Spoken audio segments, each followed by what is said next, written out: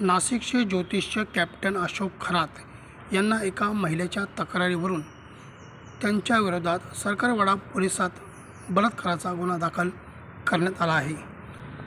संशयित ज्योतिष्य अशोक खरात यांना आज माननीय न्यायालयात हजर करण्यात आले होते। त्यांना माननीय न्यायालयाकडून 24 तारखेपर्यंत पोलीस कोठडी सुनावण्यात आली आहे।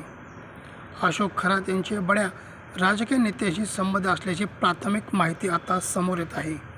क्राईम ब्रँच युनिट 1 कडून या प्रकरणाची सखोल चौकशी आता सुरू आहे। फिर्यादीच्या तक्रारीवरून भारतीय न्यायसंहिता कलम 64, 74, 351 आणि जादूटोणा प्रतिबंध कायदा कलम 3, कलम 1, 2 प्रमाणे हा गुन्हा दाखल करण्यात आलेला आहे। तपास चालू आहे। क्राईम ब्रांच युनिट 1 आणि गुंडा पथक तपास करीत आहे। काय तक्रार होती सर? फिर्यादीच्या तक्रारीवरून FIR दाखल करण्यात आलेली आहे। काय तक्रार होती? घटना काय घडली? आपण काय गुन्हा दाखल केला? ती महिलेच्या तक्रारीवरून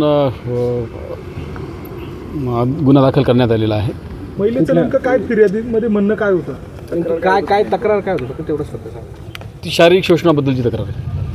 सर कुठले कलम लावले दादा? कुठल्या कलम? भारतीय न्यायसंहिता कलम 74, 64 आणि जादूटोणा प्रतिबंध कायदा कलम 3, 2, 1 प्रमाणे गुन्हा दाखल केला आहे। सर जो आरोपी आहे तो आरोपी नेमका कोण आहे, तो काय करतो, त्याची पार्श्वभूमी काय आणि ती महिला त्याच्याकडे का जात होती?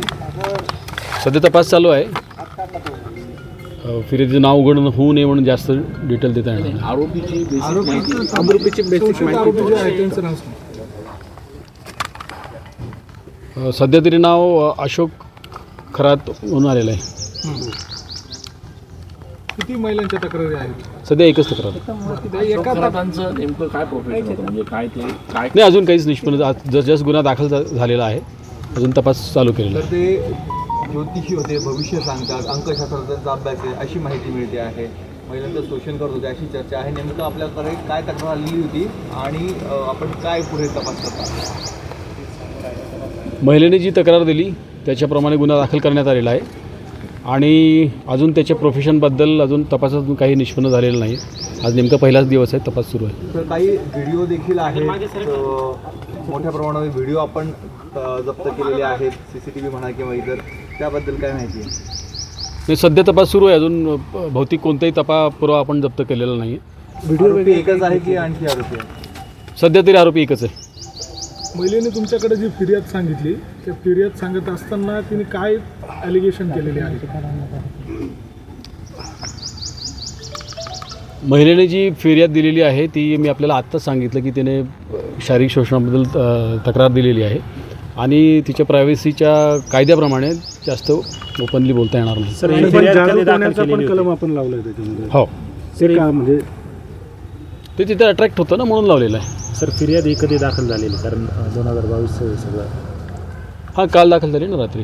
नाही, हे प्रकरण कधीचं होतं? प्रकरण कधी 2022 होतं? कधीपर्यंत तिचं 24 पर्यंत आहे असं फिर्यादीत सध्या तरी दिलेलं आहे। आणि जे अत्याचार झाले असं फिर्यादीचं म्हणणं आहे ते नेमकं कुठे, म्हणजे एकाच ठिकाणी झाले एका वेगवेगळ्या ठिकाणी तो घेऊन जायचं, नेमकं काय घडलं? प्राथमिकता तरी एकाच ठिकाणी झालं तर दिसते। तपास अजून सुरू आहे।